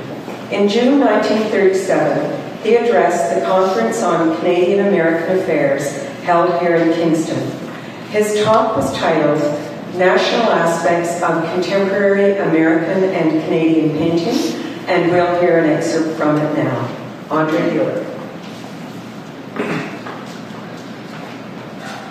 To summarize the contemporary aspects of art on this continent is difficult, partly because of its complexity and largely because of the rapidity with which it changes.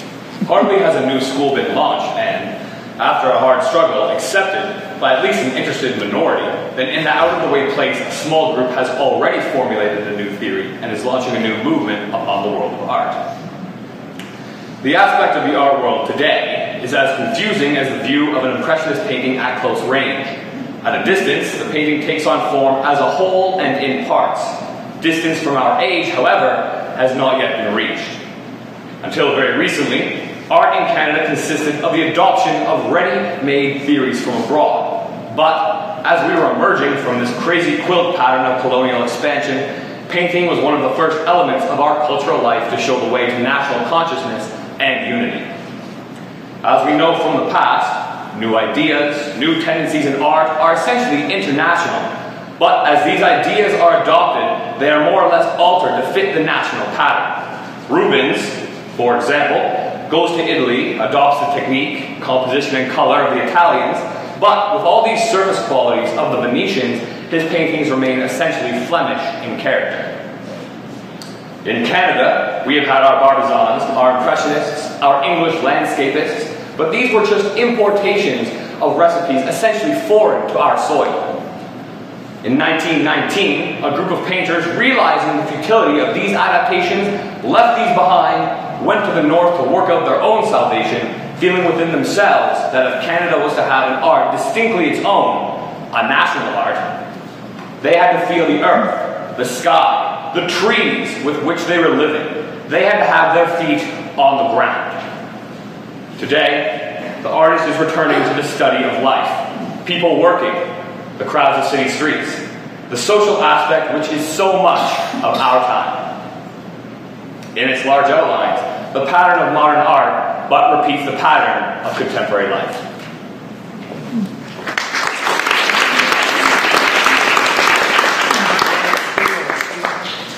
Thank you, Paul. It's now my pleasure to introduce the last speaker of the afternoon, my colleague, Alicia Bieler, the Curator of Canadian Historical Art at the Art Centre. As I said at the beginning, Alicia is the curator of a vital force, the Canadian Group of Painters, a huge project several years in the making. While many of the works are borrowed from museums across Canada, it also features some paintings from our collection, one of which is Andre Bieler's Wartime Market. Alicia will discuss that work now. Please welcome Alicia Bieler.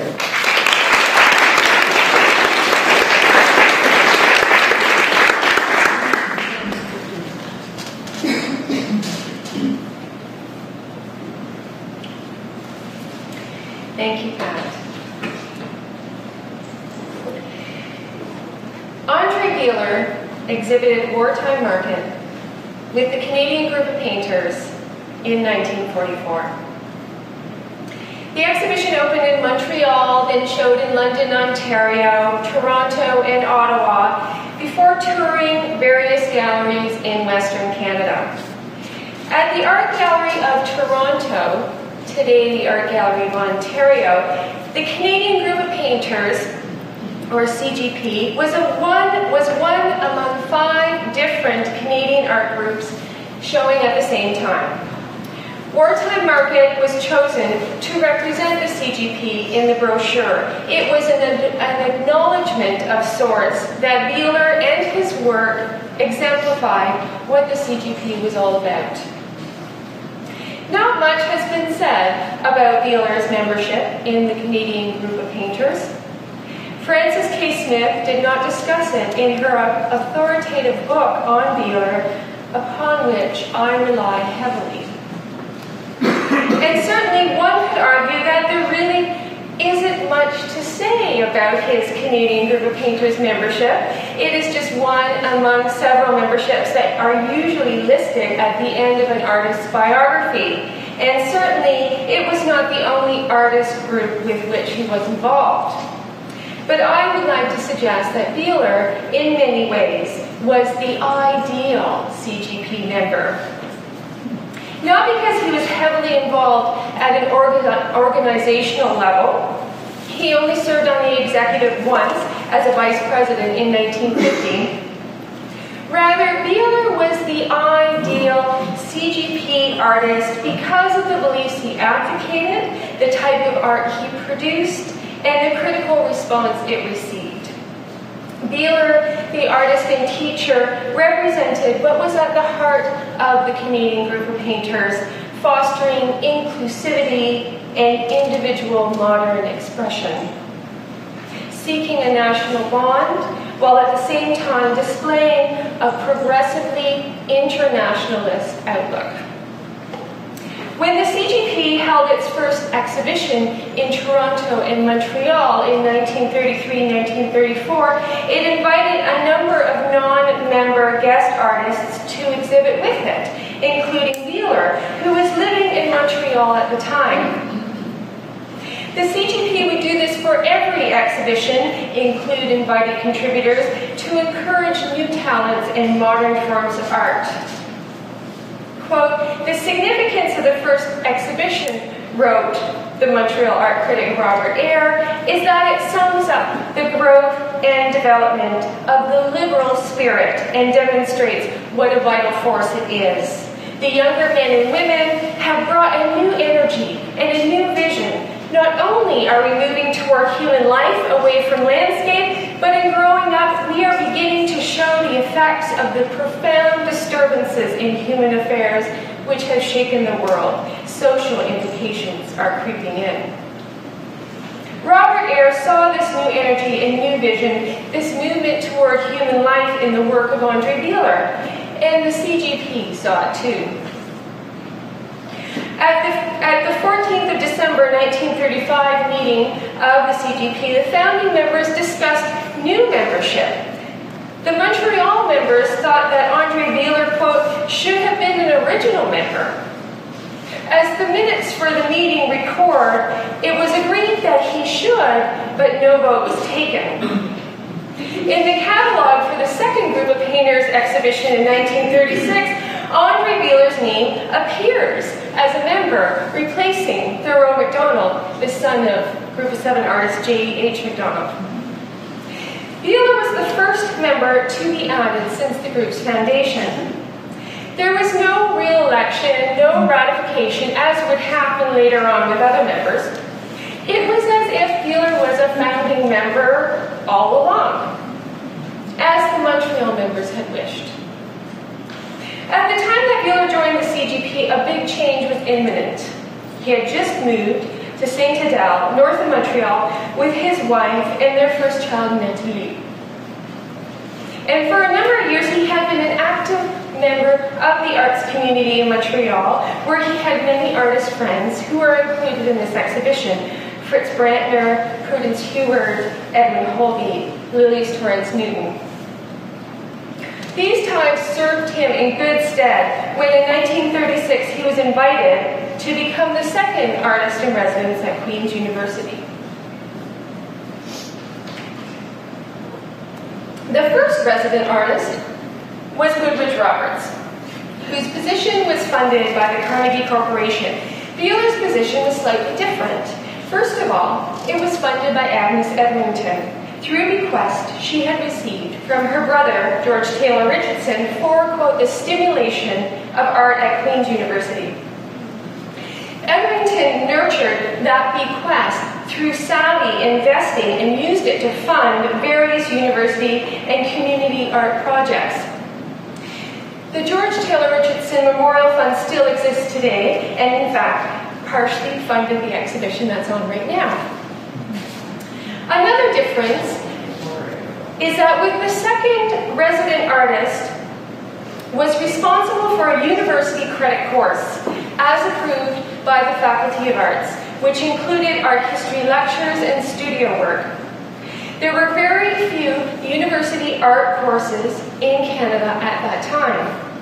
On top of that, Bieler was expected to teach studio classes to all sections of the community, from children to adults, arrange exhibitions, and deliver public talks. In 1939, indicative of Bieler's strong Montreal ties, he was invited to join the newly formed Contemporary Art Society. The Contemporary Art Society shared a similar ideal with the CGP to promote contemporary art, but it had an almost exclusive Quebec membership. It did not necessarily aspire to cross-Canada representation, but on the other hand, it was more successful than the CGP in gaining francophone members. Bieler, however, declined the invitation. The Contemporary Arts Society Constitution stated that, quote, all professional artists who are neither associated with nor partial to any academy are eligible as artist members. As Bieler wrote to his friend Fritz Brantner, who was a member of both the CAS and the CGP, Bieler said, it seems a pity to divide ourselves in many groups, and secondly, to incorporate in the Constitution the old and useless war against the Royal Canadian Academy of Arts. Like the Contemporary Arts Society, the Canadian Group of Painters was formed to be a modern alternative to the more conservative Royal Canadian Academy. Lauren Harris, who was the first CGP's president, felt that the CGP, quote, should keep free from all internal politics and feel a real need in inviting all decent-minded, free spirits who have something to say and paint in Canada. Up to today, continuing the quote, there has been no such society in Canada. Every other art society has some kind of axe to grind and therefore is not free to be genuinely generous. But the CGP never insisted that an artist couldn't be members of both groups. A.Y. Jackson tried to insist upon that, but no one took him up on the idea. From the beginning, the CGP had only one real stipulation. Members were requested to reserve their best works for CGP exhibitions. It would be a united modernist force of the highest quality. Once in Kingston, Bieler bridged the two provinces of Ontario and Quebec, maintaining his Montreal connections and returning regularly to Quebec to paint. He soon became an important conduit nationally and to a certain extent internationally. In 1941, Bieler was the prime organizer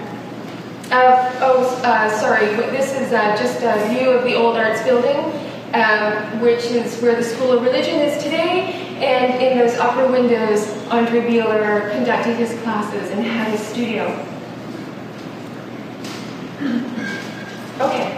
So, in 1941, Bieler was the prime organizer of the Conference of Canadian Artists at Queen's University, which many Canadian group of painter members attended.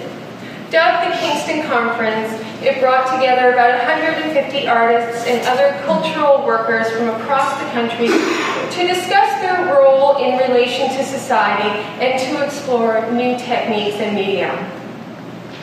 A new artist group was formed as a result of the conference called the Federation of Canadian Artists, and Bieler was the first president. As Laura Carney has pointed out, the FCA was not an exhibiting group, but a union with local branches designed to influence national policy. Many CGP members joined the FCA. What the CGP did with exhibitions, the FCA did through lobbying and fundraising. As national bodies with regional groups, both the FCA and Canadian Group of Painters sought to raise the profile of the contemporary Canadian artist, and this would eventually lead to the Canada Council, as Anna had pointed out earlier.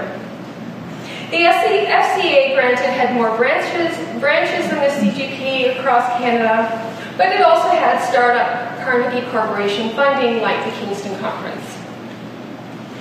In the 1940s, Bieler and his colleagues moved in an increasingly organized Canadian art world. This mobilization was influenced in part by activity to the south, the creation in 1935 of the Federal Art Project in the U.S. under Franklin D. Roosevelt's Works Progress Administration, which supported thousands of American artists.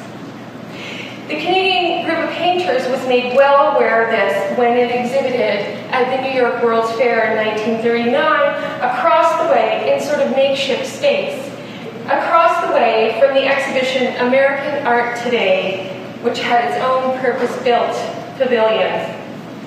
At the Kingston Conference, several American artists were invited to speak and lead workshops, such as the renowned regionalist Thomas Hartman. Bieler was also interested in fostering artistic communities locally. In the summer of 1942, he was involved with the inauguration of the Queen's University Summer School of Fine Arts, inspired partly by the Kingston Conference and also teaching he had done at this Banff Summer School. Bieler directed the painting and drawing sessions and invited a number of artists as instructors over the years. It lasted for many years. And I have this later photograph of students working outdoors. Some of those instructors included Edwin Holgate, Carl Schaefer, Kevin Atkins, Jack Humphrey, Will Ogilvie, Stanley Cosgrove, and Henri Masson, all of whom were also Canadian Group of Painters members. Mornings were devoted to studio work, and while in the afternoon, students sketched and painted outdoors along Lake Ontario, beside the penitentiary, or in the marketplace. Schaefer's own view of Kingston Penitentiary, Portsmouth, and from 1948, in this exhibition, came out of one of his sessions as a summer school instructor in Kingston. For Bieler, it was important that the artist paint and love people and at the same time be seen by people. He was comfortable organizing crowds, teaching crowds, and being in crowds, as well as painting crowds, which brings me back to Wartime Market, which I want to focus on for the rest of my talk. I'm going to start with the formal qualities. In the late 1930s and 1940s, there was a renewed interest among Canadian artists in experimenting with and reviving traditional painting materials and methods. And Anna touched a little bit on this return to more traditional subject matter. And Bieler was at the forefront of this experimentation. While oil on canvas would remain the dominant media for most works exhibited by a Canadian group of painters members, there were many who began to use what was called mixed technique, as Bieler did in Wartime Market. And this resulted in a dramatically different look in many Canadian paintings of this period, away from the bold colors and lush and pastel of Group of Seven Post-Impressionism or the Tom Thomson paintings that Anna had shown in her talk. Very different feel, very different effect. In getting to this look, Bieler built upon different painting approaches through the preceding decades. Bieler first experienced traditional methods of painting when he apprenticed under his uncle, Ernest Bieler, in 1922 in Switzerland, on a fresco commissioned by the town of Bieler, Switzerland, for their town hall. Ernest Bieler revived and worked in the Renaissance method of pure fresco. Brown powder pigments were mixed with water and then applied to wet plaster. Bieler would later paint his own fresco mural, and I'm sorry I don't have any pictures of this, entitled St. Christopher and the Christ Child of 1931, on the facade of a home owned by his brother Jacques in Saint-Sauveur. The Montreal Star called it probably the first true fresco in Canada, as distinguished from mere mural paintings. In fresco, the pigments bind with the plaster and produce an almost chalky surface effect, which Bieler would exploit later in his own painting.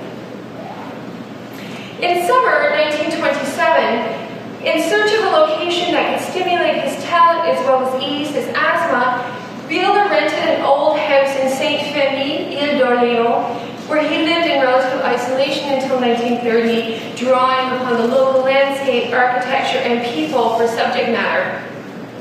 In the first winter, his father sent him a recently published book on postwar, which inspired Bieler to develop a method of combining stencils, or postwar, for color with woodblock for line. As Francis K. Smith has pointed out, the book gave him new insight into a technique which Bieler continued to adapt to his own vision. In these stencil woodcut prints, such as La Fileuse or the Spinner, Bieler overlapped opaque and transparent colors and also left passages open between the stencil colored shapes to allow the ground, the paper, to show through. In his watercolor painting, Bieler developed a technique that produced a similar effect to his stenciled woodcuts. For example, in Doubtful Crossing of 1940. Like the spaces between the stencils in the prints, the figures in the watercolor are outlined in a kind of reverse cloisonnism, an absence of color rather than a black or dark line. With mixed technique, which Bieler began exploring in the late 1930s, he brought together the effects of previous artistic forays. Bieler wrote an article on mixed technique in the year that he painted Wartime Market. Based on that article, we can recognize that Bieler first painted an overall cool gray veil or thin wash on his board as an undertone, and then built the picture Wartime Market on top of that in stages. First using dry pigments mixed with a medium for the underpainting, then local color or natural color, overlaid in a series of glazes for which Bieler often used tube oil colors. And then the final stage, highlighting these with an opaque white, which was usually a zinc white mixed with an egg medium again.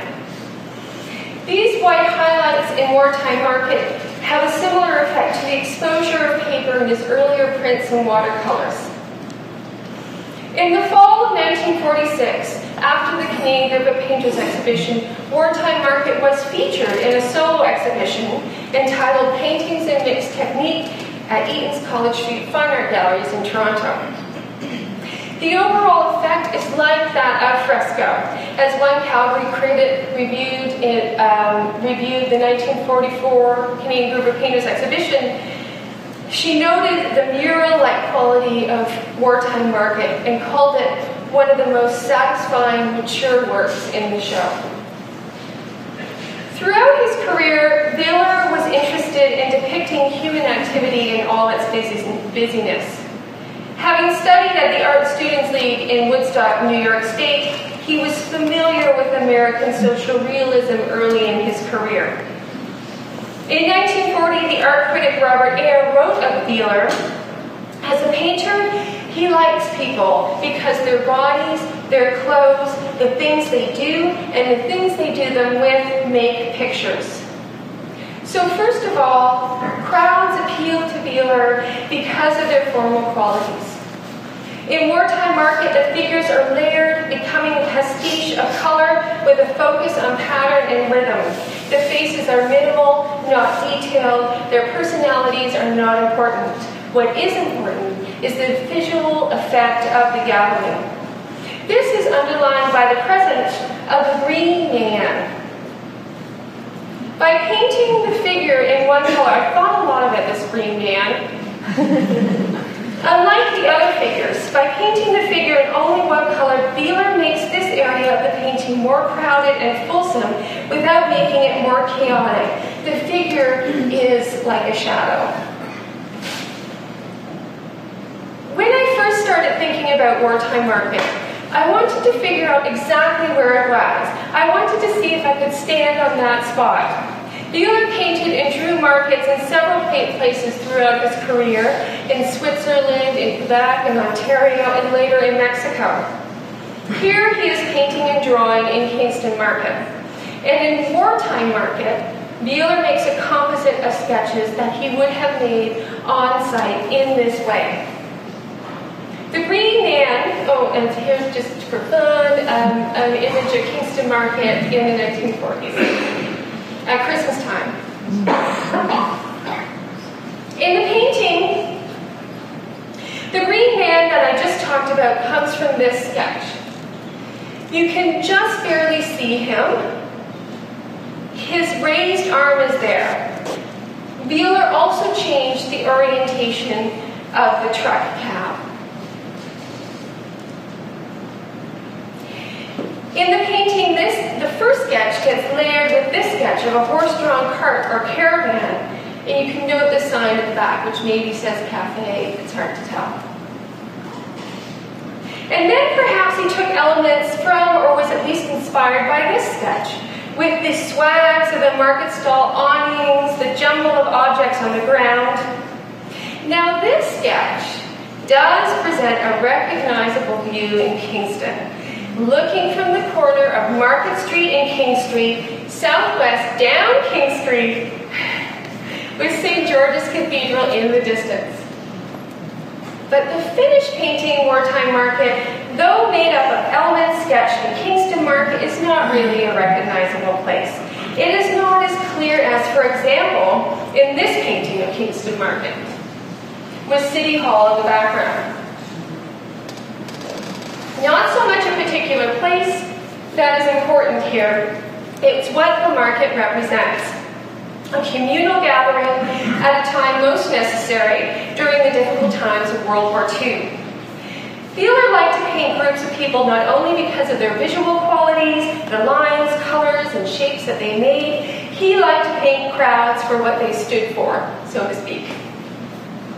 For the 1944 Canadian Group of Painters exhibition, the membership was urged to submit paintings about, quote, Canadian life in its relation to war. Bieler submitted at least 2 works to the jury, but Wartime Market was the painting accepted at all exhibiting venues. There is orderliness to the groupings of people, which speaks perhaps to sobering times. Everyone waits patiently in line. This is in contrast to another market scene by Bieler, in which chaos ensues when a pig runs amok.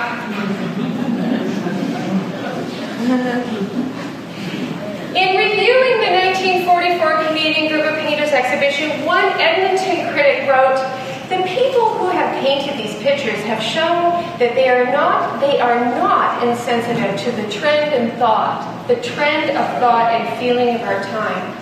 Observe the impatience and weariness of the crowd that stands in the queue in Andre Bieler's Wartime Market." The scene itself does not necessarily provide clues that this is wartime, but titling the work Wartime Market would have made visitors to the 1944 Canadian Group of Painters exhibition look at the painting in this light and interpret the importance of the marketplace during war as a place to share news, to feel socially connected, and of course to buy produce. Food was the subject of many wartime policies.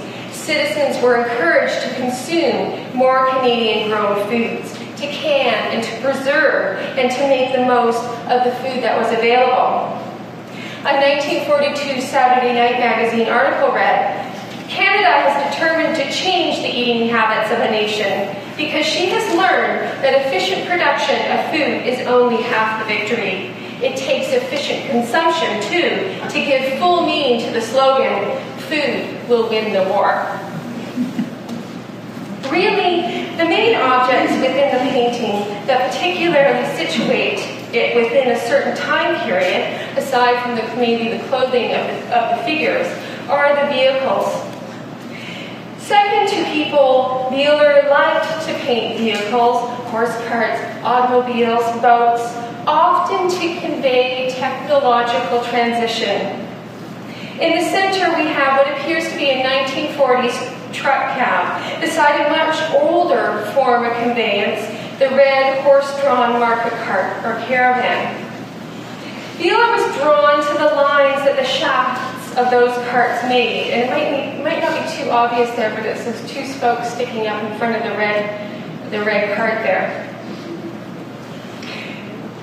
The lines that the shafts of those carts made when propped up after the horse was removed to rest, to be watered and fed, and to make more room for market goers.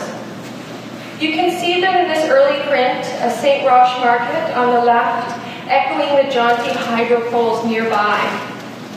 Another version is in a late view of the Quebec City Market, where the shafts accentuate the diagonal to the right. And just for fun, here's an image of a Quebec City Market where you can see similar shafts sticking up in the distance to the right.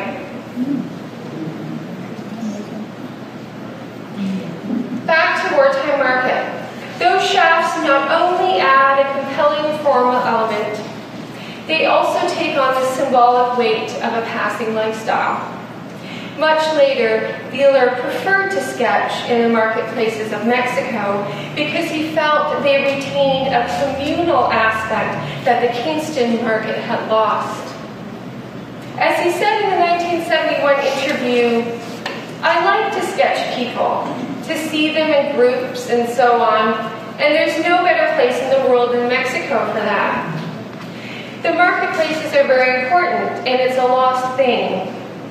Our Kingston market was like that at one time, but now with the cars and the parking and so on, it's practically lost." Bieler remained in the Kingston area for the rest of his life. Here is a portrait of Bieler that his friend Lily Torrance Newton painted while visiting him in Kingston. And this painting is also in the exhibition, having been shown at the 1950 Canadian Group of Painters exhibition. Eventually, Bieler became the founding director of the Agnes Etherington Art Centre in 1957, where he oversaw the gallery's first addition to the Etherington House in 1962 before his retirement. And here's a view of the entrance of the gallery when it used to be on Bieler Lane. Bieler also remained a member of the Canadian Group of Painters until it folded in the late 1960s. What made the Canadian Group of Painters such a vital force in its early decades was its engagement with modern life in subject matter, artistic approach, and social activity against a background of the Depression, World War II, and post-war reconstruction.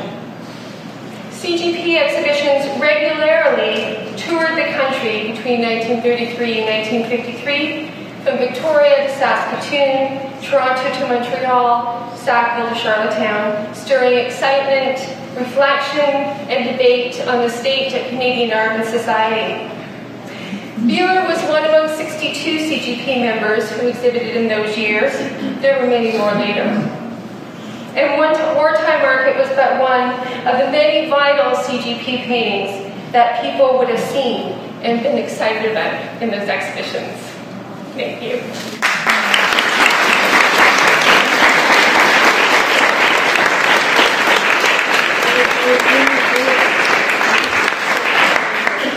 Thank you, Alicia. I think we can take a minute maybe for just one question before we wrap up. Does anyone have one burning question for Alicia? Laura? My burning question is, was 1944 the only time they had a themed exhibition? Was 1944 the only time the CGP had a themed exhibition? As far as I know, yes. And then in 1945, they had a special, a number of Canadian Group of Painters artists were commissioned as official war artists, as of course you know, Laura. And in the 1945 exhibition, they made a special section for works by those official war artists. And their absence in the 1944 exhibition was keenly felt. And I think in anticipation of their absence, so many of them were overseas in 44, or just sort of getting back into the groove, they decided to solicit this theme from members. And it's interesting because Marion Dale Scott's painting Atom, Bone, and Embryo, for example, was a pacifist response to that call. Okay, thank you very much, Alicia.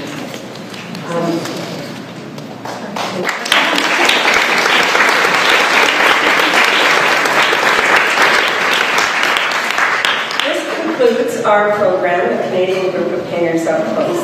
I'd like to remind you, and invite you all, of course, to stay for our reception to celebrate the exhibition, which starts in about 7 minutes in this same space. We do need to do a bit of rearranging, so I invite you all to stroll into the galleries where our speakers will be, I hope, and chat with them and look at the exhibition.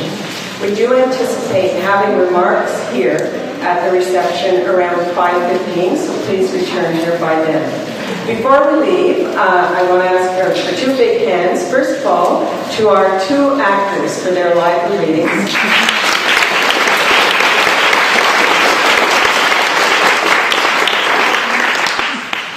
And a final thank you to our 4 speakers who have provided such insight into the works of art which you can enjoy just a short distance away. Thank you for coming, and I hope you enjoy the reception.